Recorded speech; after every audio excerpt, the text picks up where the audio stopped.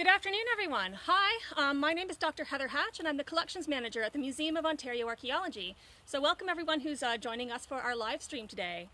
Today I'm talking to you from part of the Lawson Archaeological site, which is the village site that we take care of here at the museum.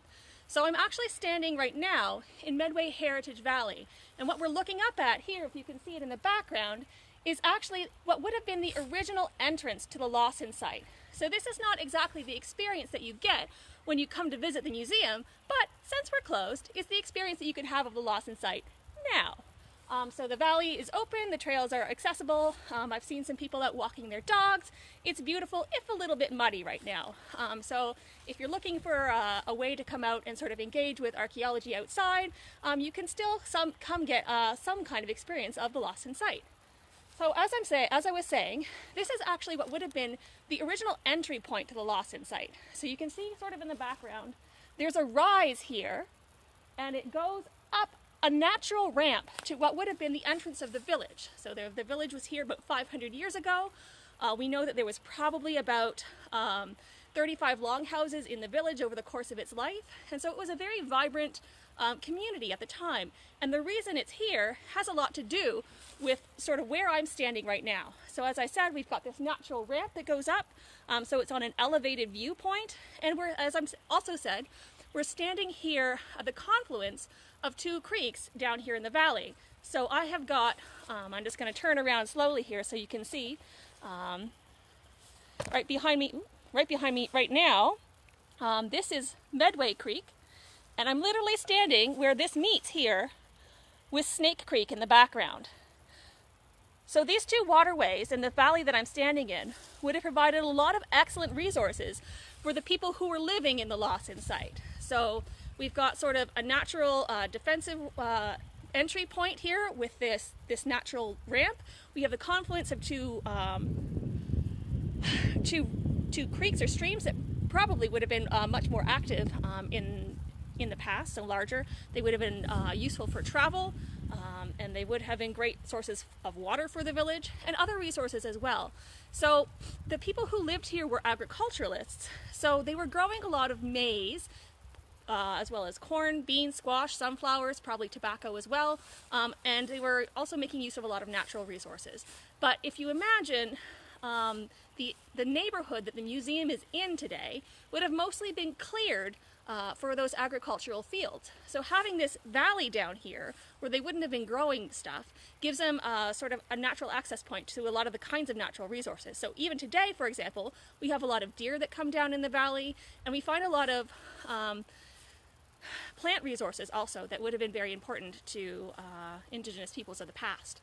So for example, yesterday we talked a little bit about the maple harvest and how that was one of the most important first harvests of the year. In the valley we also have a lot of other early spring plants, so in a couple of weeks probably from now we'll start to see a lot of natural wildflowers.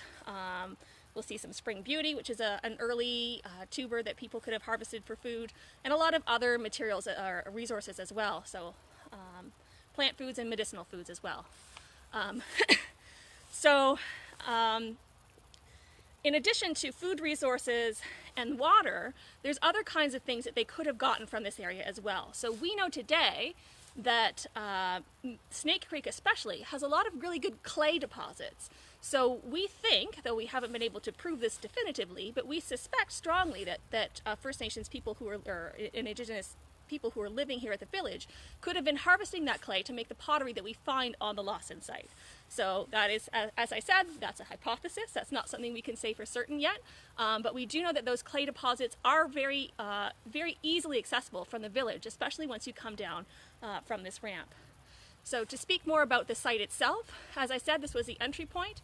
When you went up this ramp, what you would have experienced was a set of palisades, so wooden fencing that would have helped defend and protect the entryway to that village. So not only can we see that as a point of defense, but another way to look at that is just sort of like passing through a doorway that indicates, you know, your outside space versus your social space. So there's a couple of different ways that archaeologists can interpret what we're seeing when we see these kinds of structures. We also know that there were earthworks at the beginning or at the entrance point here as well, so that would have also been another barrier, whether that was meant to be physical or social, that would have presented itself as people were entering the village from this point. So again, thank you for joining us today. If you have questions, hopefully I can come back and answer them, or some of my colleagues who are watching from home can answer them. And I'm just going to do another quite quiet little spin around here so that you can get a sense of what's down here. And again, I do encourage people, since we're supposed to be self-isolating, to come out into nature where you're not going to be encountering other people, but you can have some interesting experiences as well, and maybe get a different perspective on the Lawson site than you might get if you were just coming to visit the museum while we were open.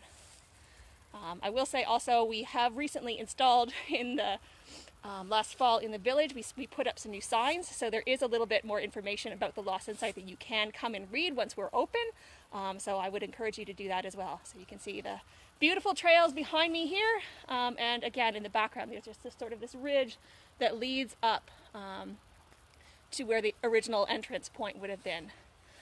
So thank you very much, everyone. And again, I'll try and answer some questions on the text post, and some of my colleagues hopefully will be able to help you as well. So thank you for joining me, and we'll see you tomorrow again at 1 o'clock.